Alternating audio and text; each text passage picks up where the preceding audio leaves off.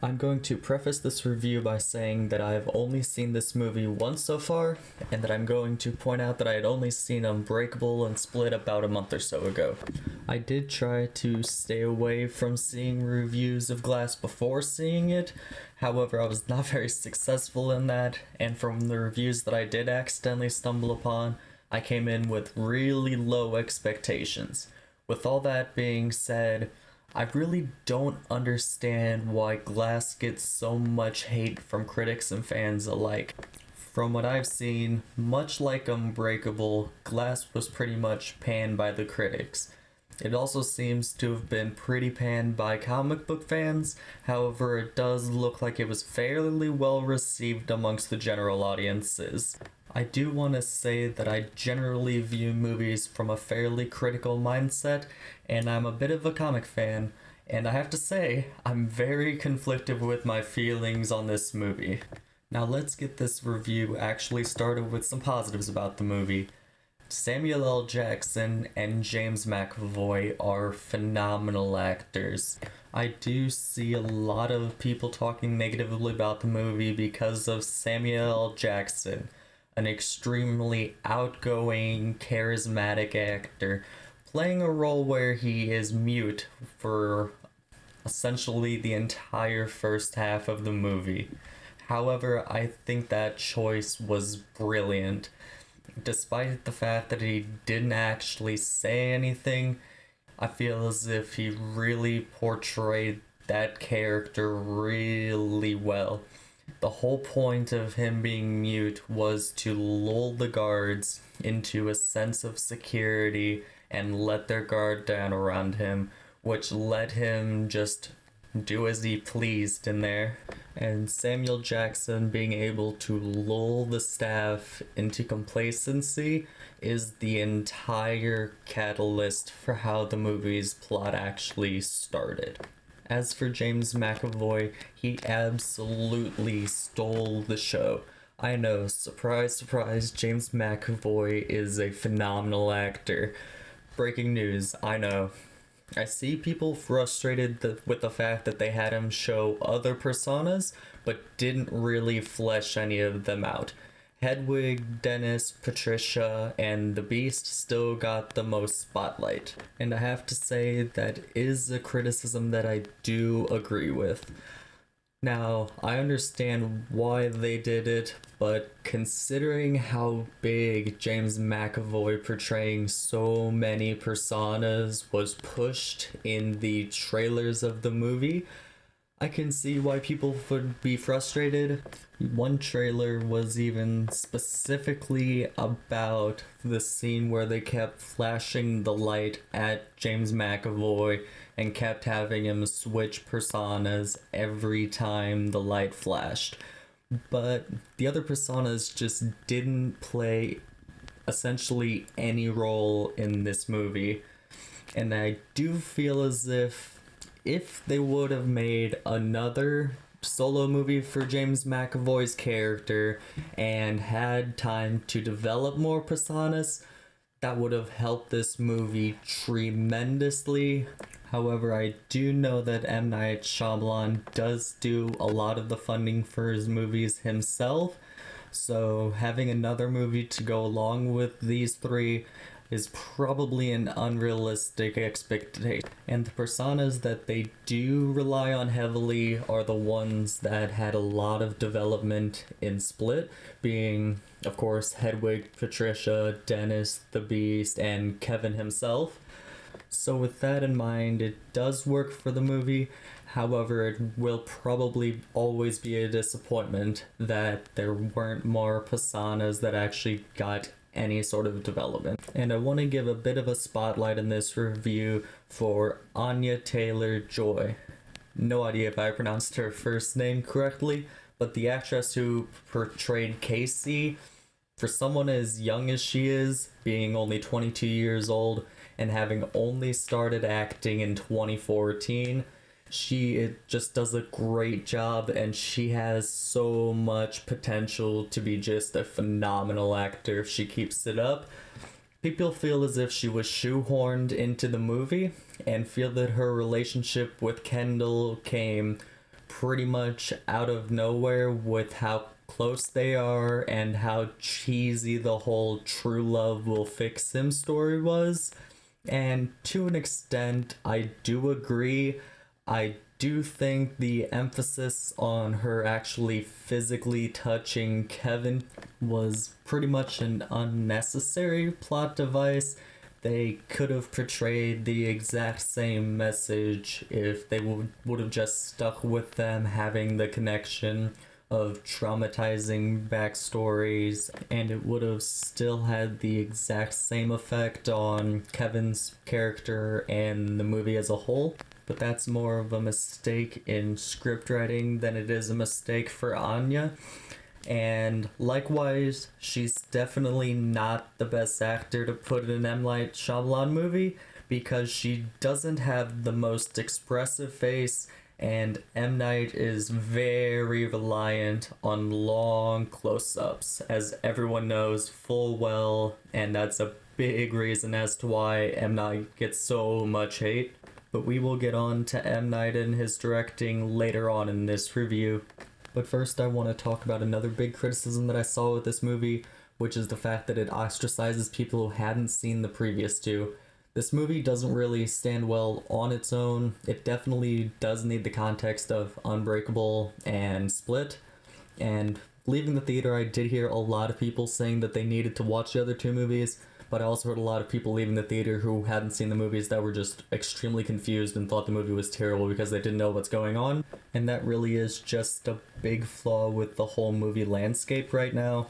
There's a lot of emphasis on having connected universe between movies, which really does ostracize audiences who get into the connected universe late, because the movies just wouldn't make sense without prior context in general. Another big complaint that I heard about this movie was how unsatisfying the ending is.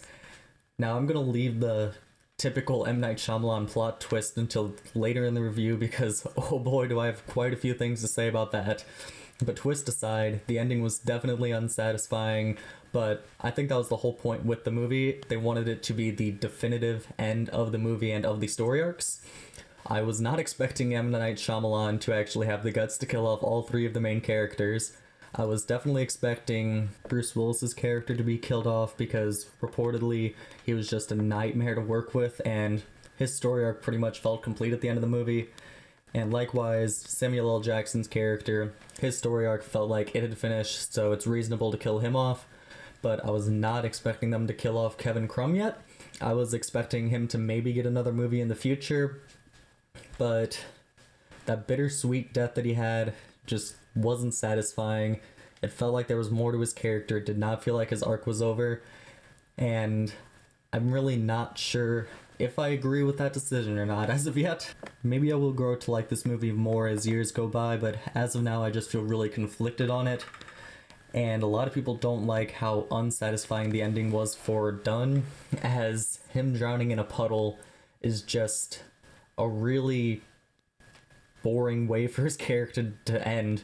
I mean, I know water is his big weakness, but the fact that it's just an insignificant little puddle in the ground that drowns him just is so unremarkable, and I'm not sure if that has anything to do with how he was to work with or not, or if that's just how the ending was always supposed to be, but I am really curious if that information will ever be reported on or leaked out or whatever.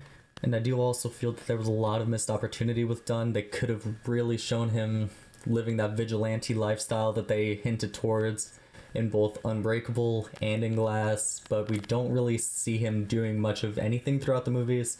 His story arc really could have used more of the content that happens between Unbreakable and Glass, but again, that might be just an unrealistic expectation with how the movie got funded, and I'm very well aware of that, but that does make his story arc seem not as complete as it should, but you know, he still feels as if there really wasn't much more to do with his character.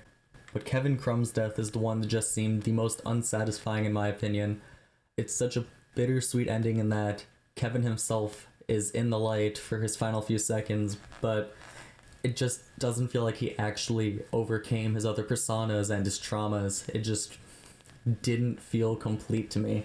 And I know that his character being able to overcome his other personas at the end of the movie was important, so that way bullets could actually kill him, since they had been shown previously to not affect the beast essentially at all, but that still just does not seem like a satisfying conclusion, at least in my opinion. And oh boy, now time to talk about that twist at the end when the lady is drowning done in the puddle. Her sleeve goes up to reveal a shamrock on her wrist, and he looks around and sees all the other people with shamrocks on their wrist, and plot twist, it's this whole big organization that knows that superheroes and supervillains exist, but they aim to eradicate all of them or whatever. That just came completely out of nowhere. They did not build to it in the slightest. It would have been much, much better if they would have stuck to just the one lady knowing about superheroes and supervillains, and it's her own personal goal to eradicate them all. That would have made a lot more sense because she was actually an important character in the movie. The organization, however, just came completely out of nowhere, and I do not agree with that decision at all. It was so unsatisfying. The fact that there's this whole evil corporation against supers, like, this isn't The Incredibles. It wasn't built to at all. Just this one lady was perfectly fine as the sole villain of the movie. Then there's that really weird, ambiguous ending where Casey, Dunn's son, and Mr. Glass's mom realized that Mr. Glass had recorded the whole thing, and that was his plan from the start, was to record the whole thing, which again didn't really get built too much. They did show him getting into the security room, so I was okay with that twist.